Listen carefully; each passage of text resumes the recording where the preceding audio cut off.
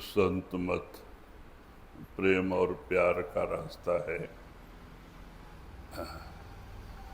हमारा जो प्रेम प्यार है वो जगत जगत की वस्तु का, कुटुंब परिवार का रूप हो चुका है।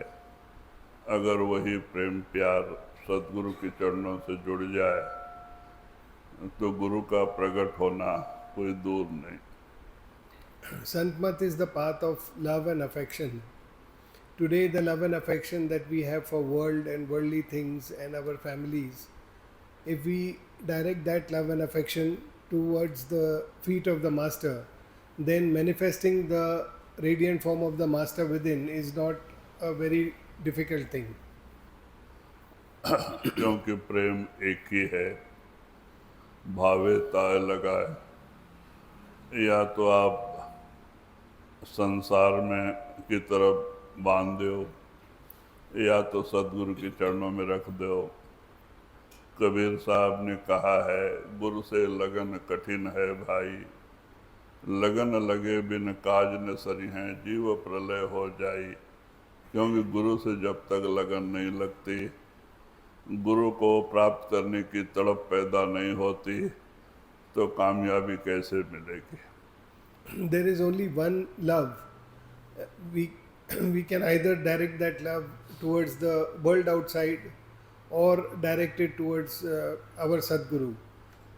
Kabir Sahib says that getting that love and affection towards the master is very difficult, and if we don't do it, then we will lose this opportunity of life. Our life will come to an end if we are not able to get that commitment and get that love and affection towards our master. इसीलिए हमें परमार्थ में कामयाबी नहीं मिलती, क्योंकि हम सोचते हैं हम संसारी हैं और ये काम हमसे नहीं होगा। महात्मा कहते नहीं, ये काम कोई भी कर सकता है। ये संत मत इतना अच्छा और सरल रास्ता है कि 6 साल से बच्चे से लेके 90 साल का बुढ़ा तक कर सकता है।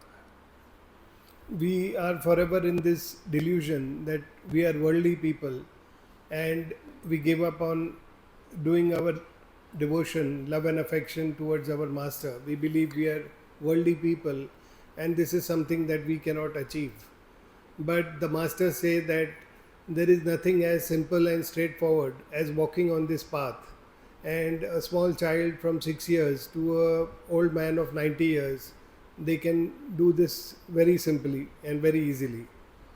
लेकिन हम उस तरफ ध्यान नहीं दे रहे हैं, क्योंकि हमारे मन पे करोड़ों जन्मों की मैल चढ़ी हुई है। हम करोड़ों जन्मों से रात दिन दुनिया के रंग में रंगे हैं, और आज भी ऐसा सुंदर समय पाके भी हमारे अंदर परिवर्तन नहीं आ रहा है। हम नाम लेके भी फिर दुनिया के रंग में ही रंग के काम कर रहे हैं। We have our love and affection in this world outside, and for us to get out of this delusion, we have to make that effort of doing our meditation and focusing that love and affection towards our master.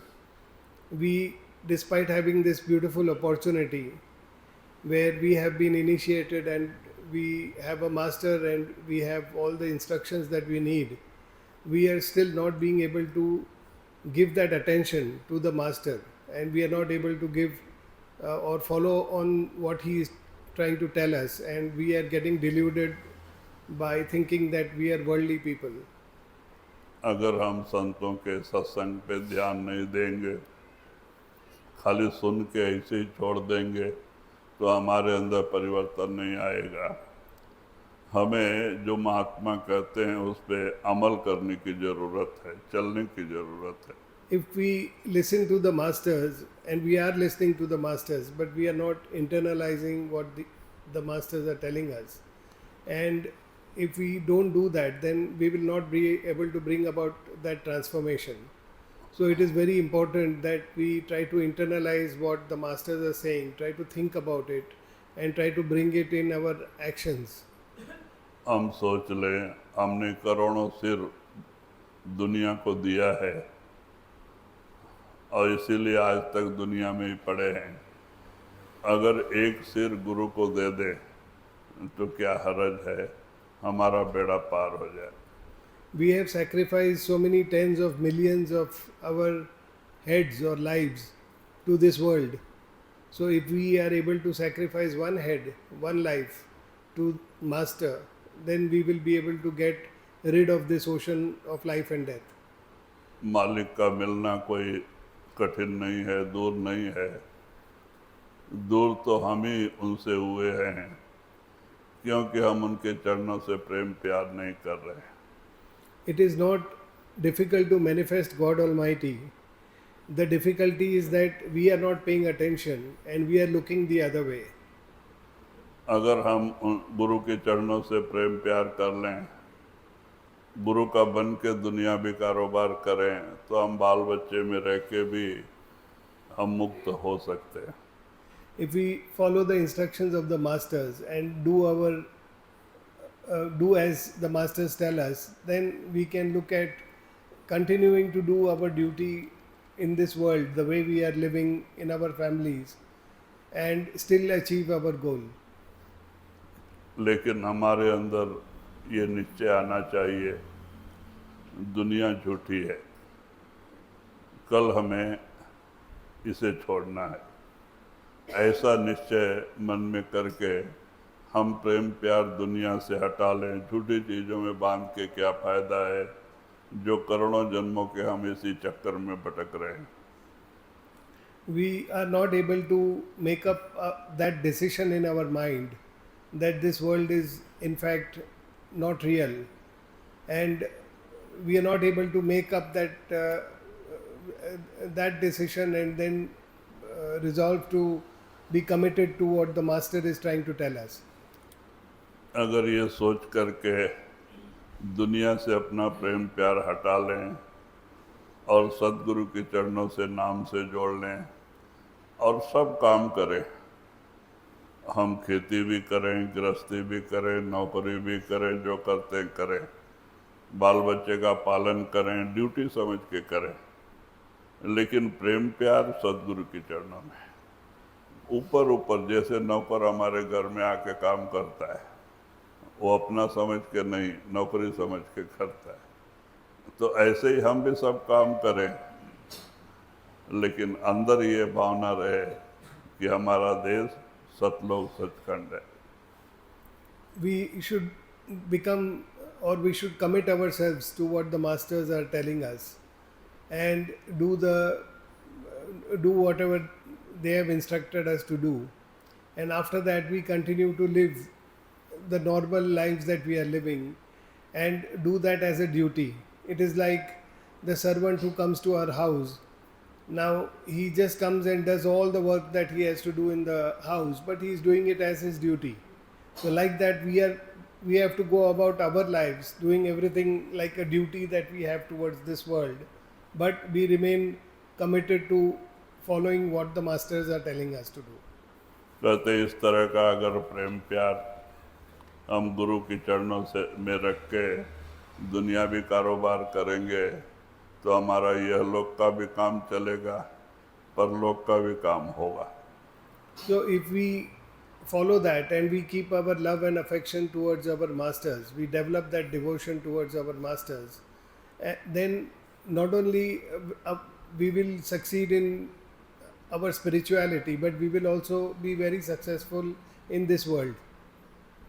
कहते हैं हम दुनिया के बारे में जरूर रात दिन सोचते हैं, दुनिया के कामों के बारे में, दुनिया के सामान के बारे में, लेकिन हम कभी नाम के बारे में, गुरु के बारे में सोचते कम हैं। We keep thinking about all the world and the worldly things and about our work and all our duties outside. We seldom think about the master and what he has told us. कहते जब मुसीबत आती हैं, तकलीफें आती हैं, तब हमें गुरु याद आता है, मालिक याद आता है। इसीलिए कबीर साहब ने भी कहा है, सुख में सुमरन ना किया, दुख में किया याद, कह कबीरता दास की कौन सुने फरियाद। So we seldom remember our masters and think about our masters in our daily lives. We mostly remember our masters when we are faced with some difficulties or there is some sorrow. We start remembering the masters and we start remembering God Almighty. So Kabir Sahib has also said in his Bani that if you don't do Simran when you are in a state of happiness, but you do Simran only when you are in a state of sorrow, then your complaint or your plea or your prayer is not going to be heard. तो कहते हो परमात्मा कैसे सुनेगा, क्योंकि सुख में तो तुम भूल जाते हैं, उसे याद नहीं करते। जब दुख मुसीबत आती है तो परमात्मा को बुलाते हैं, भक्ति करने लगते हैं। वो परमात्मा को समझता है कि ये मेरे से प्रेम प्यार नहीं करता है, ये अपने दुख को हटाने के लिए बुला रहा है।